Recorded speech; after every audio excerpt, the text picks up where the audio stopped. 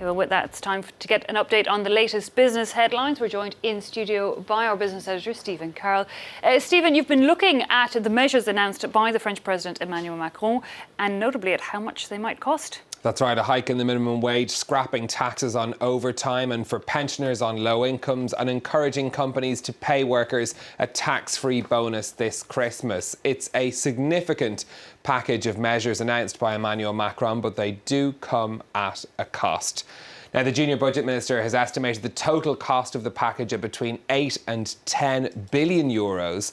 The details haven't been broken down officially, but these are some of the estimates about how much the measures will cost the French state. Scrapping the overtime tax, 3.5 billion. Reversing that tax hike for pensioners, 1.5 billion. The loss of income on those bonuses paid to workers at the end of the year, between 200 and 500 million euros. But crucially, there is no estimate on the cost of the minimum wage increase. That is something that will be borne by the French state. It's going to be done through a reduction in some taxes and tax credits, which means that it won't be companies paying for it, but it will, of course, be adding to the French government's balance sheet. Of course, the challenge now for the government is how to pay for these measures without increasing the budget deficit. Now, before these announcements, next year's budget already predicted a deficit of just under 99 billion euros. That's 2.8% of GDP, just below the EU's limit of 3%. These predictions, though, are based on growth of 1.7% for the French economy next year. Of course, that's not guaranteed. Under EU budget rules, governments must stick to their deficit targets, so more spending will mean that budget cuts will have to come from somewhere else. Of course, the idea behind these measures was to give something back to low-paid workers who feel they've been squeezed financially. So, did they welcome the announcements? Georgina Robertson has this report. This supermarket in Normandy has 50 employees, 40 of whom are paid the minimum wage. They stand to benefit from the €100 a month increase announced by President Macron. But there are mixed feelings about another measure, which would allow companies to pay workers an end-of-year bonus, tax-free. Thinking short term, of course I will say yes. A bonus, great, because I'm an employee. But I want my job to last. Because if the company is in trouble, so is my job in the long term. The shop's owner says she would be happy to pay the bonus, if she can afford it. If a company is flourishing and if we can give a bonus and it will be bigger because it's tax exempt, everyone's a winner. I'll do it if I can. The president also announced he was scrapping taxes on overtime so that workers would earn more for working extra hours. While these supermarket employees are for the measure, they point out they can only do overtime in the Christmas period.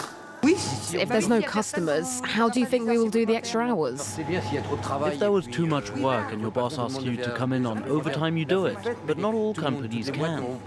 Of the 50 employees here, a majority have supported the Yellow Vest movement since it began. They'll now have to consider if these steps are enough to satisfy them.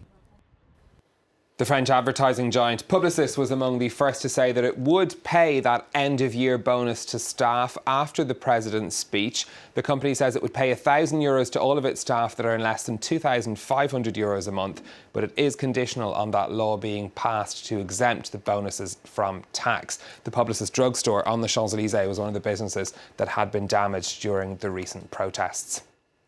Let's turn next to the markets and check in on the pound sterling, which had tumbled yesterday after Theresa May delayed that parliamentary vote on Brexit. We saw the pound tumble to its lowest levels in over a year. It's holding steady around that level now, worth just under $1.26 and just over €1.10. On the stock markets, European stock markets hit by the Brexit uncertainty yesterday. Things looking up today, though, gains across the board. Shares in Paris up after those announcements by the French president. Retailers among those getting a boost. The boost in the minimum wage thought to be particularly advantageous for them. A mixed picture in Asian trading earlier, though. Falls in Tokyo, but gains in Chinese shares over hopes of progress in talks over trade with the United States. The chief financial officer of Chinese tech giant Huawei has applied for release on bail while the US tries to extradite her from Canada on fraud charges. A court in Vancouver heard that Meng Wanzhou offered to submit to electronic monitoring and surrender her passports if she was temporarily released. Her arrest has caused uproar in China. The US accuses Meng and Huawei of breaking sanctions on Iran. Finally, for me, the tyre maker Goodyear is shutting its operations in Venezuela. As part of the redundancy settlement, though, workers are to be given 10 tyres, as well as a financial payment.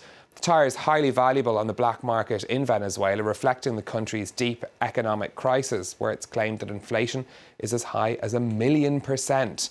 Goodyear is the latest multinational to announce it's leaving the country. Similar moves earlier from the likes of the cereal maker Kellogg's. Eve. Okay, Stephen, thanks a lot for that business update.